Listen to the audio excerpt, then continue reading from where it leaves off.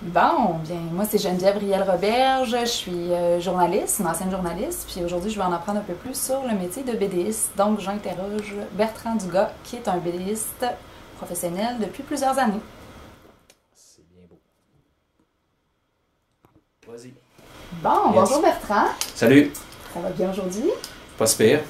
Bon, alors maintenant tu es en préparation de ton troisième album d'une trilogie mettant en vedette ton personnage de Brian Tofu. Peux-tu me parler un peu plus de ta démarche, puis à quoi on peut s'attendre pour ce troisième album, les deux précédents étant Brian Tofu dans la prophétie des cancres, le deuxième Terreur en Acadie, qui nous avait fait vivre toutes sortes d'aventures déjantées. Donc parle-moi un peu de ton personnage, puis où tu veux l'amener dans cette troisième bande Ok. dessinée-là. Ben, ça va être fidèle au personnage.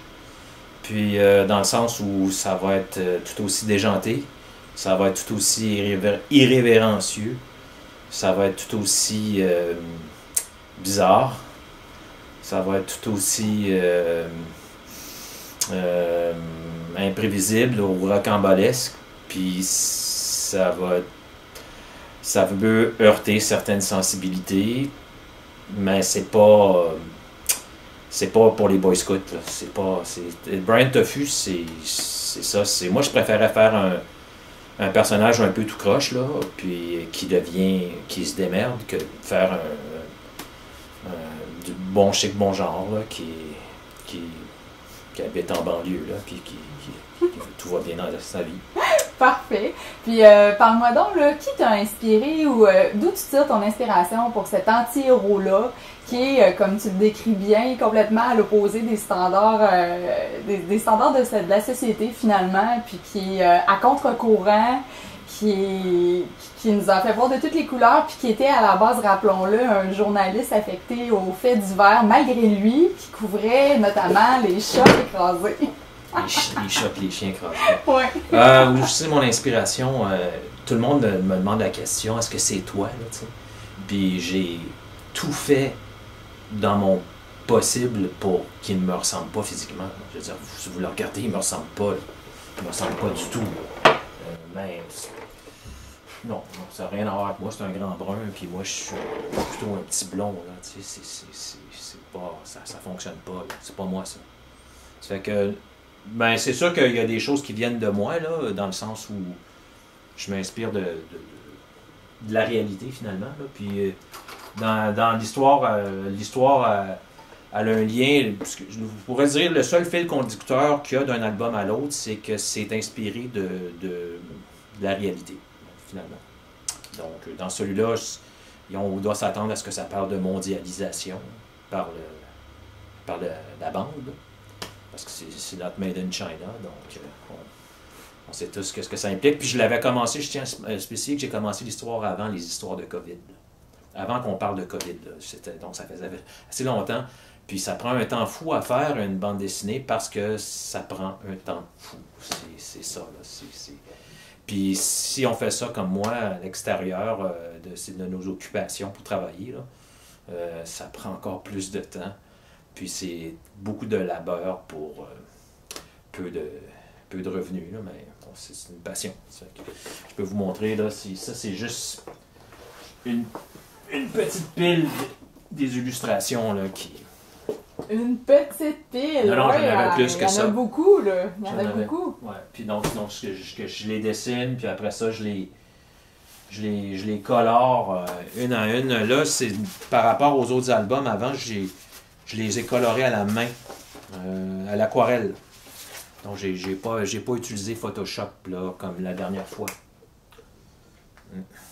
Puis disons, si on prend bien en compte chacune des étapes nécessaires à la production d'un album de bande dessinée, si on part vraiment du début, de l'écriture des dialogues, de ce qu'il y a dans les phylactères, au synopsis, le personnage, l'histoire, jusqu'à la production finale, à l'impression, on parle d'à peu près combien de temps par album? Je l'ai jamais compté, honnêtement. J'ai jamais compté le temps que je prenais là-dessus parce que je voulais pas me décourager moi-même. Moi, je connais quelqu'un qui travaille sur un livre qui est même pas illustré. Il travaille depuis plusieurs années sur le livre. C'est un médecin. J'ai fait des illustrations pour lui. Là. Puis ça fait plusieurs années qu'il est en rédaction, qu'il recommence, puis qu'il fait des proofreading, puis après ça, que ça passe par un... Ben, si j'avais... Je peux vous dire... Supposons que j'avais juste décidé de faire ça à temps plein, là, ça m'aurait occupé pendant un an, à raison de 35 à 40 heures par semaine. Facile. Puis qu'est-ce qui t'a décidé cette fois à y aller vraiment, la coloration à la main? Tu parlais tantôt que tu utilisais l'aquarelle plutôt que Photoshop. Qu'est-ce qui a motivé ce choix-là? Est-ce que tu voulais revenir à la base de la bande dessinée? Qu'est-ce qui était à la base de ce choix-là? Ben, un paquet de choses. C'est d'une part, je voulais l'essayer. En fait, c'est que je m'étais rendu compte que j'étais bon avec la couleur. Mm-hmm. Puis je me suis dit, pourquoi pas le faire de façon traditionnelle. Puis je voulais voir le fini que ça rendrait, tout ça. Puis jusqu'à date, je suis satisfait. Puis aussi, je pense que c'est plus facile de vendre des dessins. Parce que je vais faire une exposition de dessins. Puis c'est plus facile de vendre des dessins couleurs que des dessins noir et blanc, en général, je crois. Mm-hmm. Ça, je peux me tromper là-dessus. Il y a des gens qui aiment beaucoup le noir et blanc. Donc, puis aussi, c'est pas moins de temps là, nécessairement faire ça à la main que de faire ça en couleur là, avec Photoshop. Parce que Photoshop, faut quand même tout détourer convenablement. C'est pas nécessairement moins de temps. Là. C'est juste que c'est sûr que lorsqu'on fait quelque chose comme ça, on doit laisser le papier sécher. Il y a des étapes qui prennent du temps en soi. Là. Mais c'est ça. Puis selon toi, là, ça serait quoi les qualités que tout bon BDiste devrait posséder? Toi, qu'est-ce qui t'a amené dans tes caractéristiques personnelles à te lancer dans la BD par passion? T'as-tu toujours dessiné? Comment ça se passe un peu pour toi? Là? Ben, moi, j'ai toujours dessiné, puis je voulais raconter des histoires comme quelqu'un veut faire un film. Mm-hmm. Puis en gros, je dirais qu'est-ce que ça prend, c'est pour être un bon BDiste, je dirais qu'il faut avoir quelque chose à raconter d'une part, parce qu'il y a des gens qui ont un dessin plus ou moins bien maîtrisé, là, comme, je sais pas moi, Dilbert, puis qui ont eu beaucoup de succès, mais ils maîtrisaient quand même bien ce qu'ils avaient à maîtriser, là. Donc c'est un peu comme un guitariste qui a un jeu très simple, mais qui est très efficace, là. S'il maîtrise très bien son jeu, Bob Dylan, c'est un exemple. C'est un type qui n'a jamais été un grand guitariste, là, mais il maîtrisait très bien son style. Donc, peu importe la compte, puis il y a des dessinateurs moi, je suis comme plus de l'école belge. Là, j'ai été influencé beaucoup par Franquin, là. Spirou, Gaston Lagaffe, tout ça, puis ça paraît là, dans mon dessin, malgré que je me suis jamais fait même par des professionnels, dit qu'il y avait une influence qui était palpable, évidente. Donc, je suis content de savoir que j'ai... Mais c'est ça, donc peu importe le style qu'on décide d'être réaliste ou semi-réaliste ou BD, entre guillemets, là, franco-belge, là, l'important c'est de bien maîtriser son environnement. Parce que moi, j'ai évolué sur le plan du dessin. Quand vous regarderez le premier album jusqu'au dernier, vous verrez que moi, je trouve que mes dessins sont de mieux en mieux. Mm-hmm.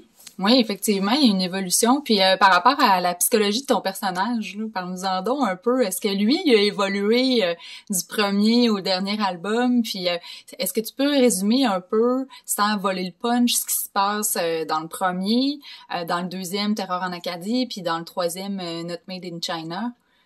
Je vous dirais que c'est pas un type qui a évolué. Ça, c'est parfait, ça! Je dirais que c'est pas un type qui a évolué, mais il est en recherche d'une forme de rédemption dans le troisième album. Là-dessus, on peut parler d'une forme d'évolution parce qu'il agit très mal, puis il veut au cours de l'histoire, trouver sa rédemption. Là. Ah, c'est ça! OK. Dans ce sens-là, il y a une évolution, mais Brian Tofu serait pas intéressant s'il était pas... Plein de défauts. Ouais. Mais non, c'est ça, c'est un anti-héros, là. Ouais, je veux dire, c'est rare qu'on rit d'une blague où deux oursons boivent de la limonade. Il faut toujours qu'il y ait quelqu'un qui tombe là, sur une glace ou quelque chose. Il faut toujours qu'il y ait un peu de casse. Là. Absolument. Et en ce sens-là, il réussit très bien parce qu'il y a un don particulier pour se mettre les pieds dans les plats et se ramasser où il faut pas qu'il se ramasse. Parce que si c'était juste Tintin, là, par exemple, prenons Tintin. Tintin, il était parfait, ce type-là. Il couchait avec son chien, il fumait pas, il buvait pas. Il était très moral, il était courageux, il avait toutes les qualités sur la Terre. T'sais. Mais heureusement, il y avait des gens tout croche avec lui, là, comme Capitaine Haddock, puis Professeur Tournesol, puis il y avait des personnages plus colorés, la Castafiore, tout ça, qui venaient se greffer autour de lui. Parce que sinon, Tintin, ça aurait été ennuyeux. Absolument. Ouais. Je partage tout à fait ton opinion là-dessus. Puis, je voudrais savoir aussi, qu'est-ce qui te motive à continuer? Toi, est-ce que c'était clair dans ta tête au départ qu'il allait s'agir d'une trilogie? Ou ça s'est décidé au fur et à mesure des aventures que tu couchais sur papier? Ou... Ben, première des choses, c'est très difficile d'être édité au Québec. Mm-hmm. C'est un petit marché. Puis moi, j'ai eu de la chance. C'est un éditeur acadien. Là. Il a été très ouvert d'esprit. Puis il m'a donné carte blanche. Donc, on a vraiment édité à l'européenne. On a vraiment fait ça. Puis je me suis fait dire par plusieurs gens que c'était tout à fait comparable à ce qui se faisait en Europe, là, en termes de qualité, tout ça. Puis, donc, j'avais pas idée que je serais... Moi, j'avais la détermination d'aller jusqu'au bout du projet quand j'ai commencé. Quand j'ai commencé ce projet-là, c'était tellement flyé comme histoire que j'étais jamais je me disais que c'était dans la poche, là. C'était quasiment suicidaire, là, jusqu'à un certain point. C'était audacieux. Ouais, mais l'éditeur a été impressionné. Puis c'est pour ça que je continue avec lui, c'est parce que je suis reconnaissant. Puis il a vu le potentiel aussi, parce qu'il est quand même le premier au Nouveau-Brunswick à avoir fait ce genre d'édition, là, de livres, là, avec autant de...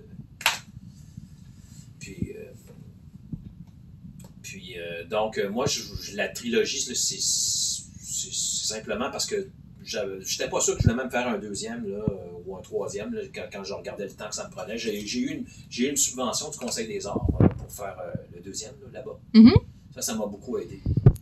Parce que ça m'a permis justement d'éviter de faire 50 000 petits boulots, puis courir après des contrats de ça. Puis le troisième, je le fais dans mes temps perdus depuis, je vous dirais, 2-3 ans. Puis ce qui m'a ralenti, c'est que j'ai fait un retour aux études. OK. Donc, qui m'a pris 1 an et demi. Donc, quand on fait ça à temps partiel, c'est encore plus long. Parce que c'est déjà long quand on fait ça à temps plein. Puis là, mais la beauté de la chose, c'est que j'ai quand même avancé le projet. Là. J'ai commencé même à éditer les premières pages. Là. Oui, tu peux-tu nous montrer des planches? Oui, tu peux t'approcher.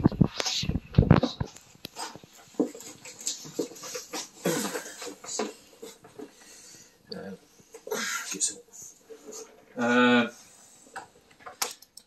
Ici, tu vois, comme ça, c'est par exemple, ça, c'est la première page.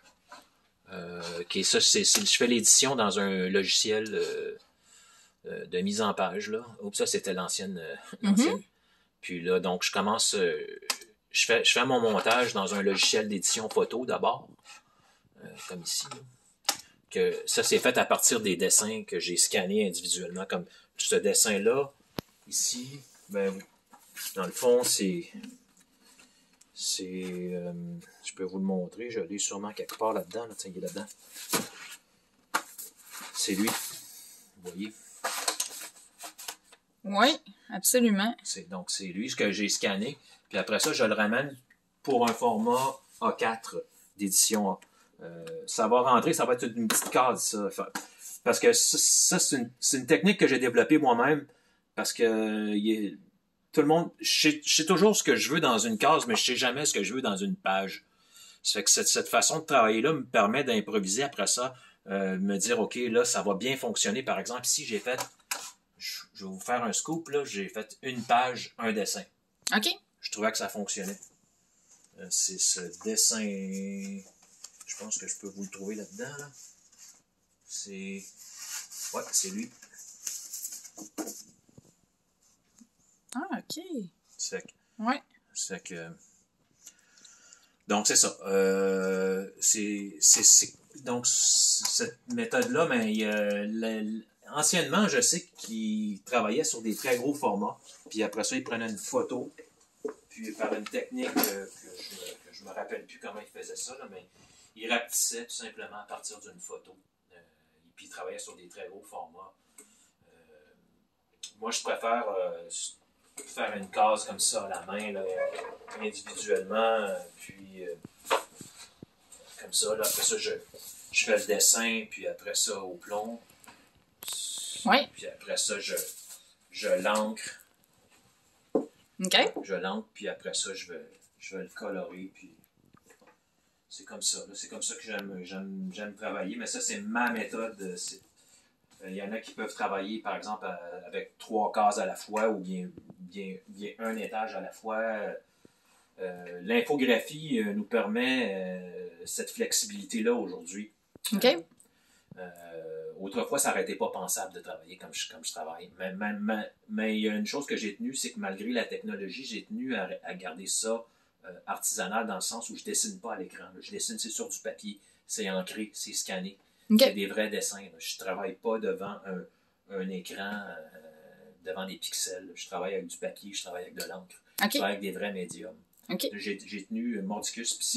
D'ailleurs, je pense que c'est pour répondre à ta question tout à l'heure, je pense que c'est l'une aussi des raisons. C'est que je voulais avoir ce côté-là, ce fil organique-là d'un vrai dessin. Mm-hmm. Puis, donc, comme je l'expliquais, étant donné que j'avais une formation d'infographiste, j'ai travaillé professionnellement quand même, puis ça m'a donné un avantage par rapport à d'autres BDistes qui sont peut-être pas nécessairement à l'aise avec les logiciels d'édition, puis tout ça, parce que il y en a encore là, qui travaillent de façon traditionnelle, puis qui relèguent le travail de digitalisation. Mais malgré qu'aujourd'hui, je pense que ça doit être très rare. Mais je sais qu'il y en a qui ont résisté. Il y a eu des résistants dans l'histoire. Il y a beaucoup de gens qui résistent. Puis quand tu fais une page de bande dessinée, là, est-ce que tu commences par, je veux dire, les dialogues ou le dessin ou les deux se font simultanément? Tu fais la case, tu sais déjà, est-ce que tu te fais un genre de storyboard ou un genre de petit découpage de ce dont tu veux parler dans ta plage, dans ta page de BD? Dans le premier album, je l'avais fait au fur et à mesure. Là, mais quand j'ai fait le deuxième, là, c'est-à-dire Terreur en Acadie, j'avais eu une subvention. OK. Puis ça m'a forcé à me faire un scénario comme un storyboard de même. Là. Mm-hmm. Exact. Je faisais mes dessins à l'avance, là, puis je savais où je m'en allais. Ça m'a forcé à le faire parce que je devais quand même montrer que, vu que c'était un scénario qui était collaboratif, je ne l'ai pas fait tout seul, c'était une des raisons de la subvention, il fallait que ce soit une œuvre d'art collective. J'ai fait ça de même, puis là, j'ai vu les bénéfices après de faire ça, parce que ça me permet d'avoir, souvent quand je veux faire un dessin brouillon comme ça, là, il y a une expressivité dans le trait que j'essaie de retrouver. Là. Il y a quelque chose, il y a comme une spontanéité dans le trait.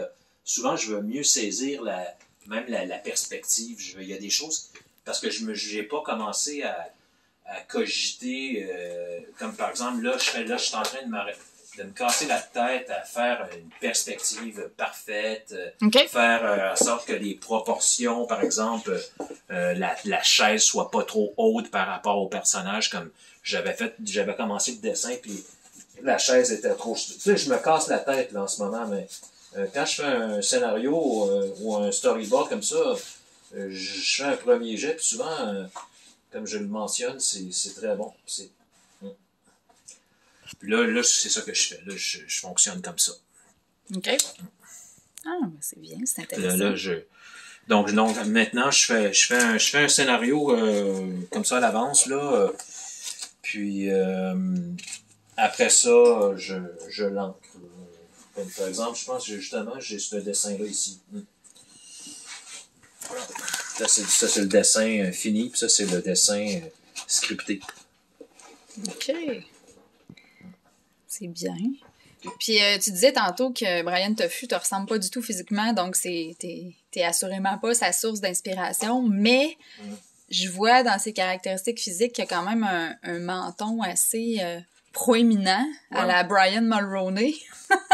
Est-ce que pour choisir à quoi il allait ressembler au départ, il y a quelqu'un de vivant ou de décédé ou peu importe qui t'a inspiré ou ça a vraiment été le premier coup de crayon qui a décidé du reste de la forme qu'il allait prendre? Ou... C'est parce que non, ce qui arrive, c'est que moi, j'étais conscient que si je faisais un personnage, il fallait que je le fasse dans tous les angles puis qu'il soit reconnaissable. Absolument. Vue, profil, puis ça. Puis je me suis dit que si je le faisais avec quelque chose de comme un menton, par exemple, au lieu de faire un gros nez, de faire un gros menton, j'arriverais plus à le dessiner facilement dans tous les angles. Absolument. C'était un peu ça qui était l'idée. Puis, c'est ça, là. Je pense que c'est ça. Ah, c'est bien. Parce qu'il est assez prognate, hein, qu'on dit, quand quelqu'un veut un menton en galoche comme ça, et il a un bon menton. Ça lui donne une identité visuelle unique. Ouais, difficile à... C'est un peu comme, par exemple, l'identité de Tintin, c'est d'être comme... avoir une tête de bulle, hein, finalement, une tête de ballon, une tête d'œuf. Avec sa houppette de cheveux qui est jamais dépeignée puis qui a presque jamais l'air de prendre dans le vent, là. Ouais. Ouais, absolument. Ouais, il y a comme une tête de bébé un peu, là, avec sa petite... Absolument. Ouais, écoute, je te remercie de ton temps. Je sais pas s'il y a des choses que tu aimerais ajouter. Est-ce qu'il y a des points qu'on n'a pas abordés, que tu voudrais... Ben, je pense que... Attends, on a parlé de scénario, on a parlé d'ancrage, on a parlé de... je pense qu'on a pas mal tout. On a fait le tour. Je pense qu'on a fait le tour. C'est bon. Ben écoute, merci de ton temps. C'est moi qui t'en dis. À bientôt.